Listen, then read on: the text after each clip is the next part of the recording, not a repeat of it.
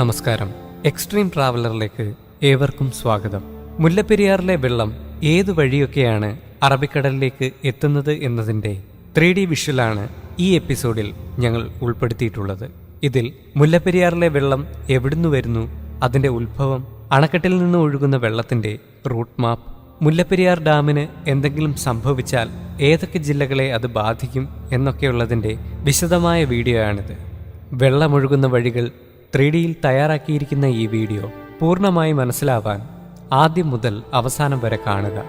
നിങ്ങൾ ആദ്യമായാണ് ഈ ചാനൽ കാണുന്നതെങ്കിൽ ദയവായി ചാനൽ സബ്സ്ക്രൈബ് ചെയ്യുക. ഈ വീഡിയോ നിങ്ങൾക്ക് ഇഷ്ടപ്പെട്ടാൽ കൂട്ടുകാരിലേക്ക് എത്തിക്കാനായി ദയവായി ഷെയർ ചെയ്യുക. അപ്പോൾ നമുക്ക് വീഡിയോയിലേക്ക് കടക്കാം. ഇത് കേരളത്തിൻ്റെയും തമിഴ്നാടിൻ്റെയും അതിർത്തി പങ്കിടുന്ന പശ്ചിമഘട്ട മലനിരകൾ.